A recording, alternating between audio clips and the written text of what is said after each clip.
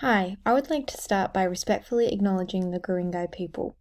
I am honoured to recognise our connection to Guringai country, culture, history and spirituality. Through these lands we strive to ensure respect and honour to the elders of these lands. I also acknowledge the traditional landowners of all of Australia and pay my deepest respects to the Aboriginal and Torres Strait Islander communities who are its custodians. This includes past, present and future elders. As a novice in Indigenous education, it took a lot of research to discover that the northern New South Wales location I grew up in and reside in currently is actually Guringai country. As I went to school in the late 90s, early 2000s, Aboriginal culture and history was not explicitly or authentically taught in schools, nor was it a mandatory part of the curriculum as it is today. Mark Rose highlights the effects the silent apartheid continues to have on Australians' understanding of Aboriginal culture and history. It has become an embedded belief that Indigenous and Torres Strait Islander students do not hold the same intellect or knowledge standards as the white students, thus creating that invisible divide among our nation. Our current teachers at a glance are uninformed and hold predisposed stereotypical views around Aboriginal culture, which devalues its importance and reduces teachers' desire to want to teach it.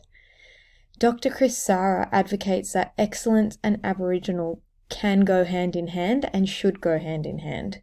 This means that not only do teachers need to model this belief, but help the future generations of students carry this belief. It has been reported that Aboriginal students, as young as 5 years old, when rewarded for doing the right thing, such as completing a task, following instructions, making a presentation, they associate this praise with being a really good white student.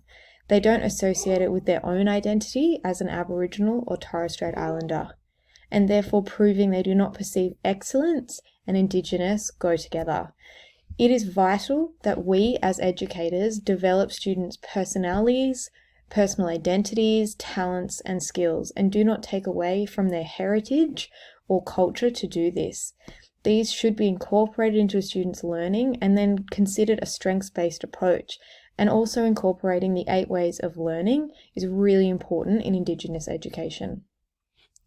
It is important to incorporate those 8 ways of learning into the everyday classroom in a more authentic way, removing Indigenous education as simply a tokenistic opportunity to do dot art painting or a NAIDOC poster.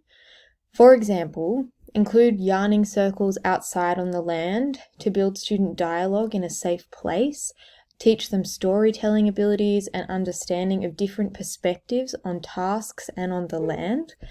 Incorporate maybe a learning map wall or non-verbal hand signals to communicate within the classroom. It will also reduce that cognitive load on a student while incorporating Indigenous education.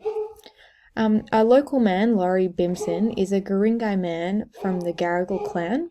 Laurie locally hosts tours of the Guringai National Park land to teach people about its rich Indigenous history.